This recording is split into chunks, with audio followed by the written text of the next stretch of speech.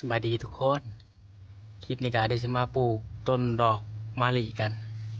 มีอยู่ประมาณ5 ต้น แดดกับค่อนข้างแดดแห้งกันเลยวันนี้ดินกับค่อนข้างแข็งอยู่จังแต่คุดเดี๋ยวใช้เบิ่งดอกใหม่ก่อนนี่เลย มีอยู่5 ต้นเดี๋ยวจะปลูกตามขางกันขึ้นมาปลูกใส่ตัวหน้าเฮือนเลยเด้นี่ป๊อปประมาณนี้เลย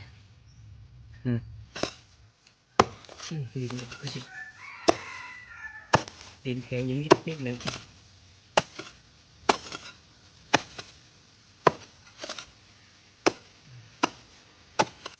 เดี๋ยววางไว้ก่อน1 ต้น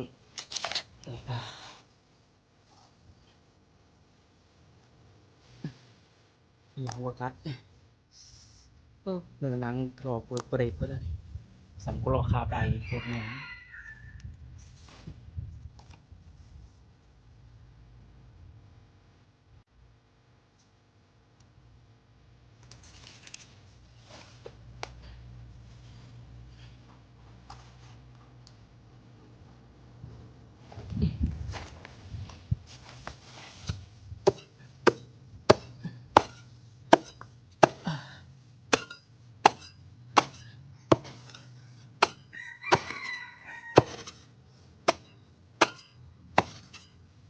ดินเราไม่ได้คอยแข็งก็ได้หัวบางทีก็คุดเลิกปลูกเลยดินไม่ได้แข็งคือวันดินมันสีแข็งเลย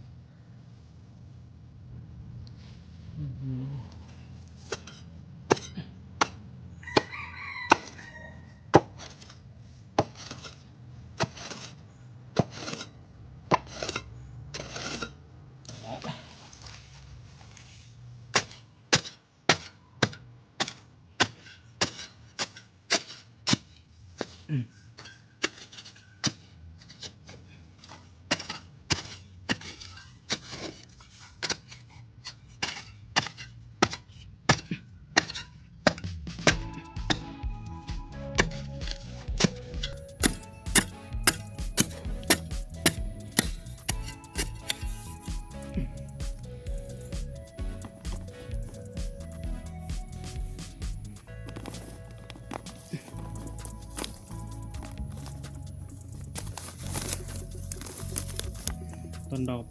มะลินี่กระดอกมันค่อนข้างงามเลย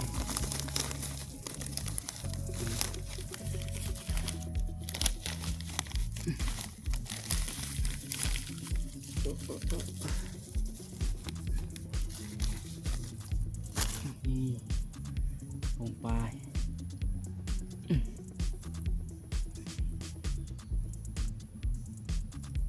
นี่เดี๋ยวมาพุ่นใส่เอาพุ่นใส่เงามันพุ่นใส่เพิ่มนี่เป็นดินปลูกครั้งนั่นเอง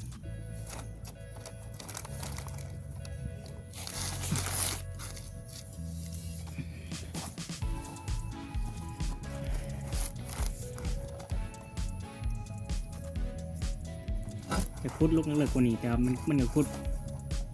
บ่ได้เพราะว่ามันมีหางไม้อยู่พื้นดินประมาณนี้นะ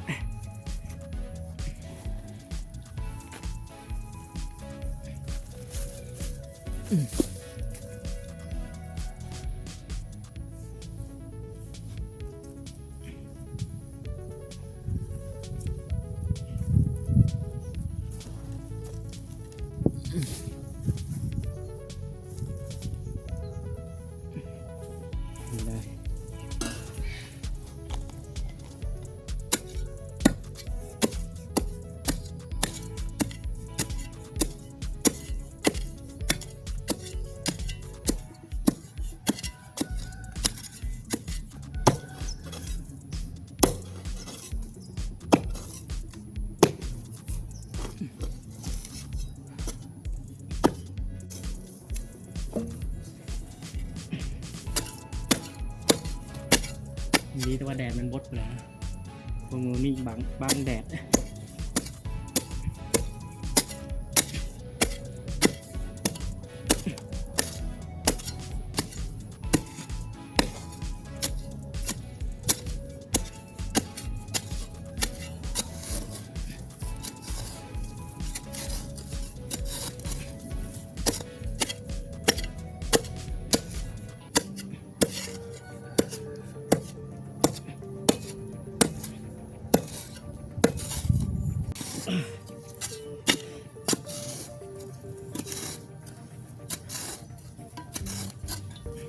คุม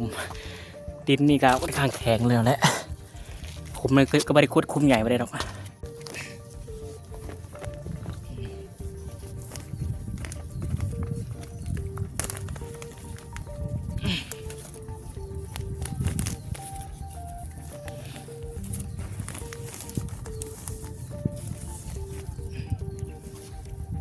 เอาลงไปนี่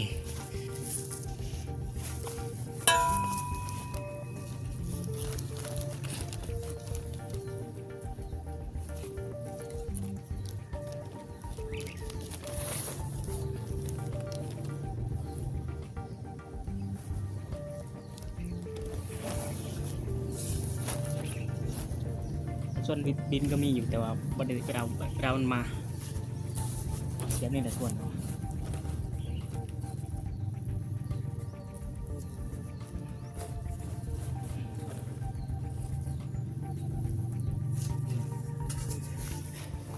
ประมาณนี้เลยตอนนี้มันกำลังเป็นดอกอยู่นี่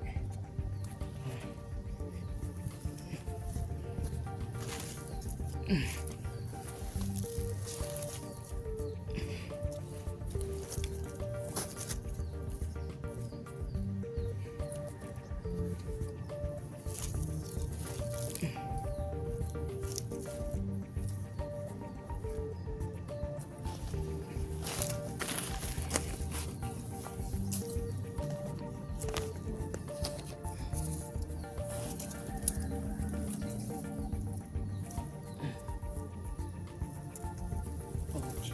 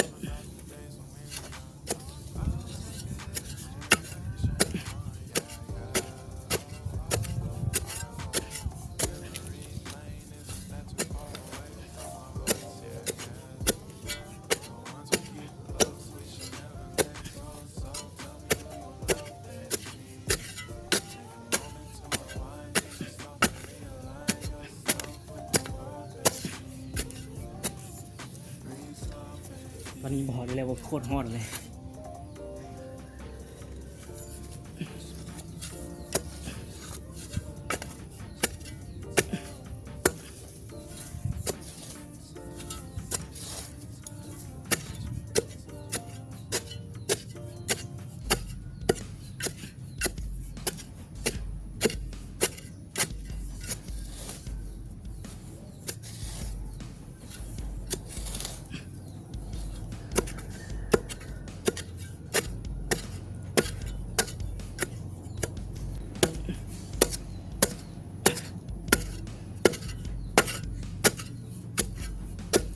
อย่างดีแต่มองเช้านี่ดาวน้ำ4 โทษไปตามแถวนั้นน้ำมันนี่ตีนก็เลยอยากอ่อนนิดหนึ่งสั้นแหละแข็งกว่านี้เลย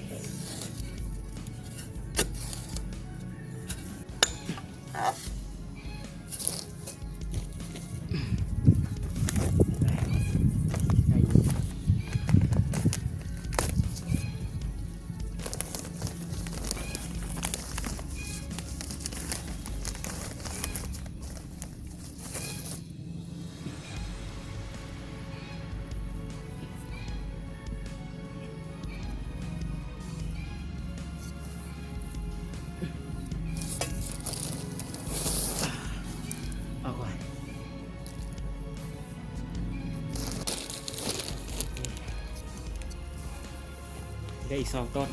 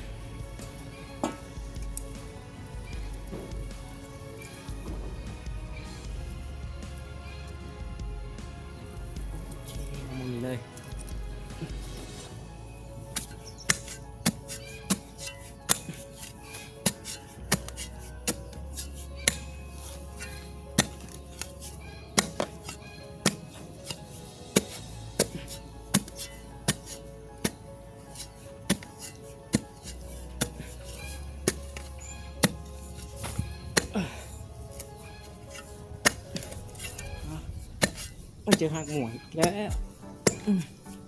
พอเจอมองนี่มันกะข้างใกล้ต้นม่วงเนี่ยมันก็เลยมีหักหม่วง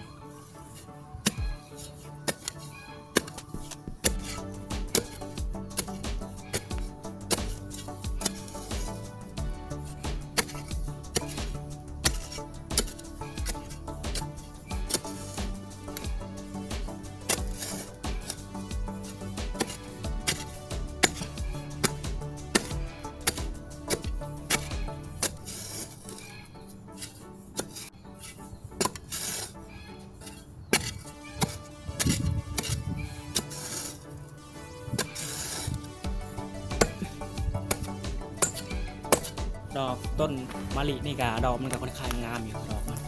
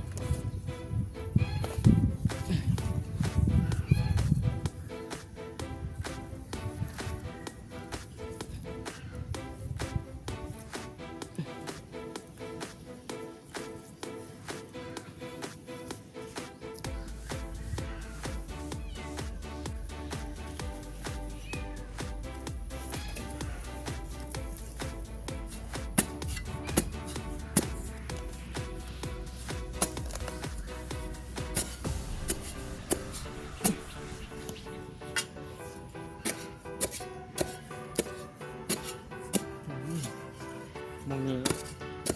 ติดไปต้องมองหูปวดเลยปวดปักห่างหมด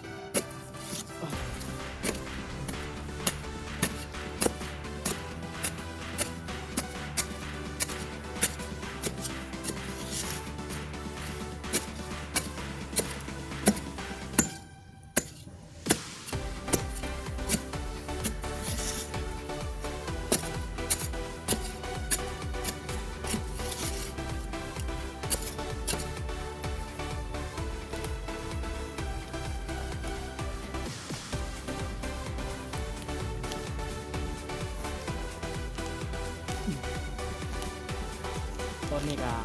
เป็นต้นสุดท้ายจบก็นำมาโคตร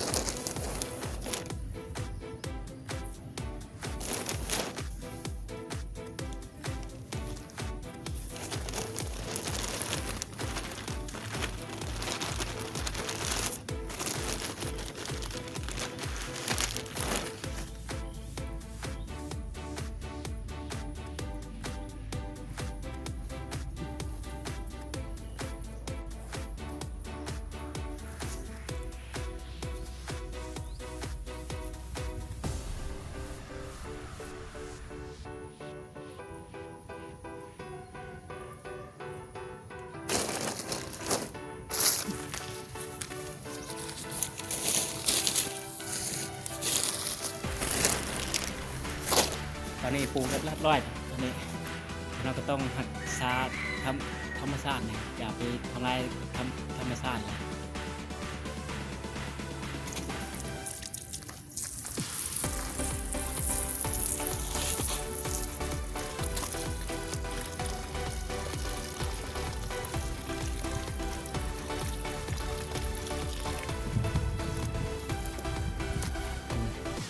ประมาณนี้เลยปลูกเรียบร้อยแล้วก็มีแต่หดน้ำมัน